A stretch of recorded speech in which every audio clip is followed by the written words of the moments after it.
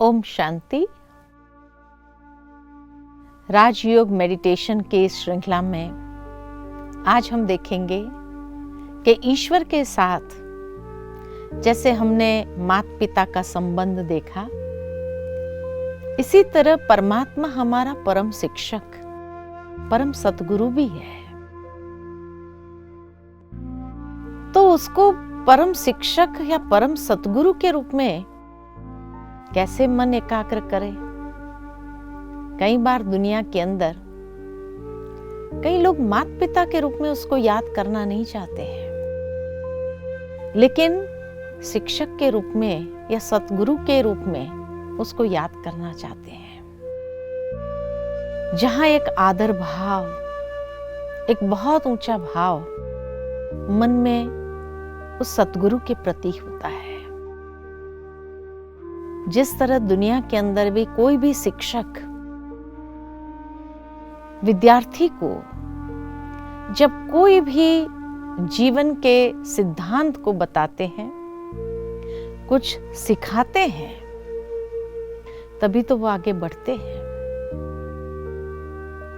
और जिंदगी भर वो उनको हमेशा अपने यादों में रखते हैं कि आज मेरे इन शिक्षक के माध्यम से ही मैं इतना आगे बढ़ सका हूं या इतना आगे खुदा प्राप्त कर सका हूं, या उनके आशीष सदा मेरे ऊपर बने रहे।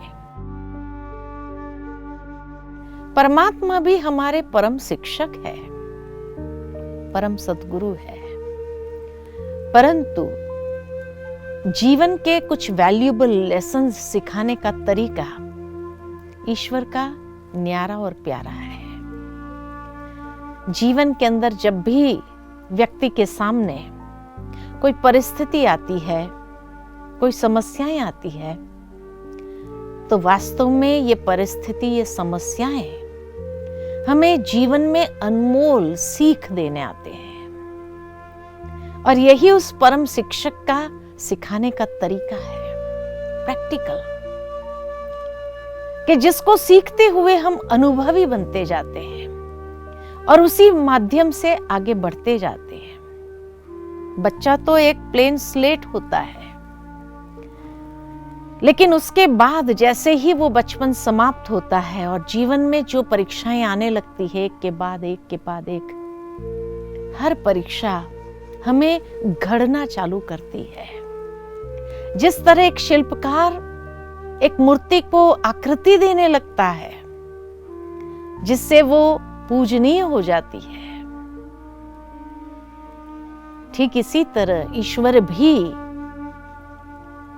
ये कच्ची मिट्टी जो थी बचपन में, जैसे जैसे बड़े होते जाते उसको आकृति देना चालू करता है। परंतु कई लोग विपरीत समझ लेते कि ईश्वर इतनी परीक्षाएं हमें क्यों देता है और हमारे साथ ही ऐसा क्यों, ये प्रश्न पूछने लगता है। एक बहुत सुंदर कहानी याद आती है कि एक बार एक मंदिर में जो मूर्ति थी मार्बल के पत्थर की, और मंदिर के नीचे ग्राउंड पर, फर्श पर बिछे हुए मार्बल दोनों आपस में बात कर रहे थे। फर्श पर लगे मार्बल ने मूर्ति वाले मार्बल से कहा कि देखो, हम दोनों एक ही खानी से निकले, लेकिन तेरा भाग्य क्या कि तेरे ऊपर फूल हार और कितना लोग क्या क्या चढ़ाते हैं, कितना सम्मान देते हैं, कितनी पूजा करते हैं, और मैं भी उसी खानी से निकला हुआ हूं और मुझे अपने पैरों तले रौंदते हुए जाते हैं। मेरी कोई पूजा नहीं होती है, कुछ नहीं होता है।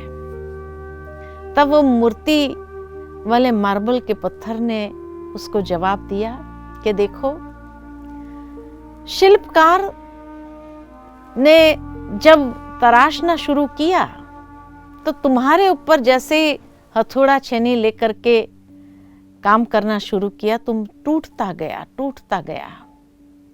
और इसीलिए वो मूर्ति बना ही नहीं पाया, क्योंकि तुम एक भी छेनी हथौड़ी की मार सह नहीं पाया, और इसीलिए फिर उसने तुम्हें रिजेक्ट करके फर्श पर लगाने वाले पत्थर के रूप में तुझे भेज दिया और तुम टाइल बन गया। लेकिन मुझे जब वो तराशने लगा तो छेनी हथौड़ी से जो एक एक मार को सहते हुए जितना मैंने सहन किया, आज उसी सहन शक्ति का फल, सहनशीलता के कारण आज मैं पूजनीय हो गई। जीवन में भी ईश्वर जब कोई ना कोई वैल्यूएबल लेसन सिखाते हैं, अनमोल सीख देते हैं, अनुभवी बनाते हैं, तो अनेक प्रकार के छेनी हथौड़ी से हमें निखारना चालू करता है, घड़ना चालू करता है, और जो उसको सह लेता है वो मूर्ति बन जाता है। लेकिन जो सह नहीं पाता है वो कई जगह रौंदा जाता है, कुचला जाता है, उनका जीवन वो व्यर्थ कर देते हैं। दो प्रकार के इंसान आज संसार के अंदर है। ये हमारी चॉइस है कि हमें क्या बनना है, मूर्ति बनना है या रौंदे जाना है। तो परमात्मा परम शिक्षक हमें जब तराशता है तो इतना सुंदर तरीके से तराशता है, इतना सुंदर सीख देते हुए अनुभवी बनाता है, क्योंकि जीवन में आगे कुछ ऐसी बातें भी आनी होती है जिसके लिए पहले से वो तैयार करता है। लेकिन धैर्यता, सहनशीलता के माध्यम से जो उन सीख को अपने जीवन में अपना लेते हैं, वही सुंदर मूर्ति के रूप में, आदर्श के रूप में दुनिया के सामने प्रत्यक्ष होते हैं। ऐसे कई मूर्तियां इस संसार के अंदर है, चाहे श्री कृष्ण की, श्री राम की, क्या कुछ सहन नहीं किया उन्होंने भी। तो परमात्मा परम शिक्षक है। हर घड़ी उस शिक्षक के प्रति अंदर से धन्यवाद निकलता है। साथ ही साथ देखा जाता है कि वही परम सतगुरु भी है, कि जो सीख लेकर के हम जीवन के अंदर अनुभवी बनते जाते हैं, तब उस परमात्मा के पात्रता को, आशीर्वाद को प्राप्त करने की पात्रता हम अपने अंदर विकसित कर लेते हैं। और तब परमात्मा का वरद हस्त सदा हमारे ऊपर बना रहता है, और हर रीति से उसके आशीर्वाद में पलते हुए, चलते हुए हम उसके सानिध्य का अनुभव कर सकते हैं। जैसे दुनिया के अंदर भी व्यक्ति का इतना रिगार्ड एंड रिस्पेक्ट होता है अपने सतगुरु के प्रति, ठीक परमात्मा भी हमारे परम सतगुरु है। तो इसीलिए जब ईश्वर को याद करते हैं सहज भाव से, सरल भाव से, और जितनी अपने अंदर पात्रता को विकसित करते जाते हैं, उतना सदा उसके आशीर्वाद का वरद हस्त हमारे ऊपर बना रहता है, और जिससे जीवन को कितने भी श्रेष्ठतम स्थिति तक हम पहुंचा सकते हैं। ये प्रत्यक्ष अनुभव आप जीवन में करेंगे। तो इसीलिए परमात्मा के साथ ये संबंध भी जोड़ने से बहुत सुखद फीलिंग आती है। एक बार एक बच्चा चर्च में पहुंच गया तो देखा पादरी जी हाथ जोड़ करके प्रेयर कर रहे थे। बच्चा भी बाजू में खड़ा हो गया, नकल करने में तो होशियार होता है, वो भी हाथ जोड़ करके होठ फड़फड़ाने लगा, कुछ अंदर ही अंदर बोलने लगा। पादरी जी ने देखा ये बच्चा बार बार कुछ बोल रहा है, पता नहीं क्या बोल रहा है। जैसे ही पादरी जी ने पूरा किया, बच्चे ने भी पूरा किया। बड़ा आश्चर्य लगा। पादरी जी को पूछा बच्चे से, तुमने भगवान से क्या कहा? बच्चे ने पूछा, आपने क्या कहा? तो पादरी जी ने कहा, मैं तो प्रेयर कर रहा था। बच्चे ने कहा, मैं भी प्रेयर ही कर रहा था। पादरी जी ने सोचा, इतनी लंबी कौन सी प्रेयर होगी? पूछा बच्चे से, कौन सी प्रेयर किया? बच्चे ने पूछा, आपने कौन सी प्रेयर किया? पादरी जी ने अपनी प्रेयर सुना दी। तब बच्चा मुस्कुराकर कहता है, मैं तो ABCD बोल रहा था। पादरी जी ने कहा, भगवान के सामने ABCD थोड़ी बोलनी होती है।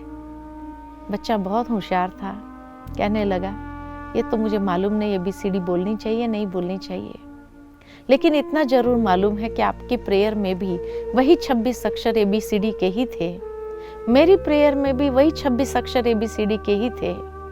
आपकी प्रेयर में ढंग से लगे हुए होंगे, शब्द के रूप में, वाक्य के रूप में। मैंने सीधा सीधा बोल दिया और उसको कहा, जैसा अच्छा लगे लगा लेना।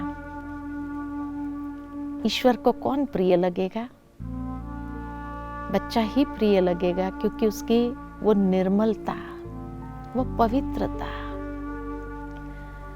भावार्थ ये मेडिटेशन कोई बड़ी बात नहीं है, एक बच्चा भी कर सकता है। दिल से बातें ही तो करनी है, और जब दिल से बातें करते हैं ये संबंधों के आधार पर, चाहे माता पिता के रूप में, टीचर के रूप में, परम शिक्षक के रूप में या परम सतगुरु के रूप में, जिस भी तरीके से आप उनसे बातें कर सकते हो, सहजता से उनसे बातें करके तो देखो, कितना सामीप्य महसूस होगा, कितना निकटतम अपने आप को फील करेंगे कि जैसे भगवान के सबसे समीप है।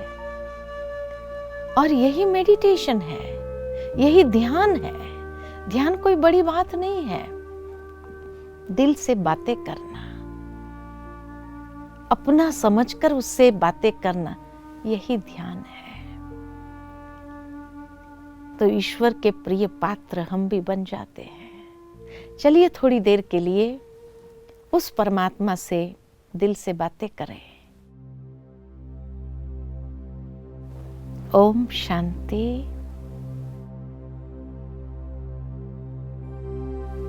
अपने मन को सहज भाव से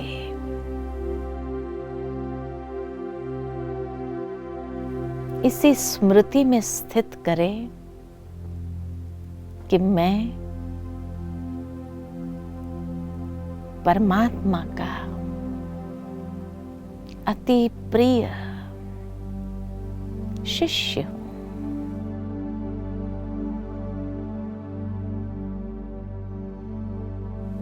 वही मेरे परम शिक्षक है, परम सतगुरु है।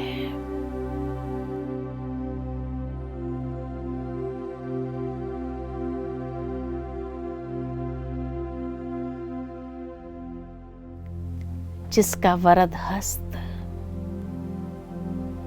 मैं स्वयं पर हर पल महसूस करती हूं।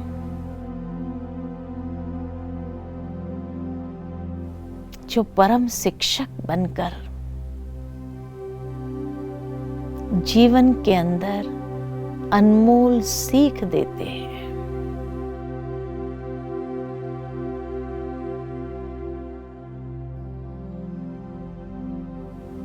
और मेरी पात्रता को विकसित करते हैं।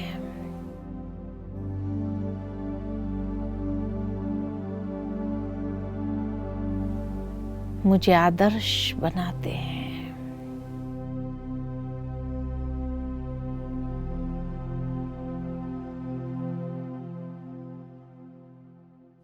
कितना सुंदर अनुभव है ये।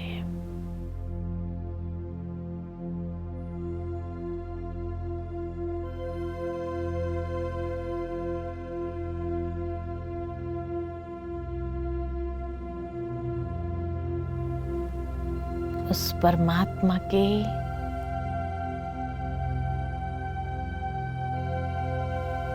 छत्र छाया में स्वयं को अनुभव करती हूँ।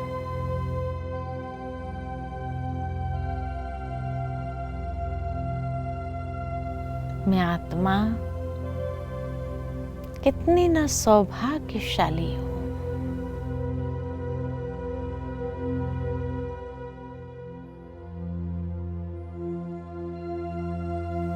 जो परमात्मा परम शिक्षक के रूप में, परम सद्गुरु के रूप में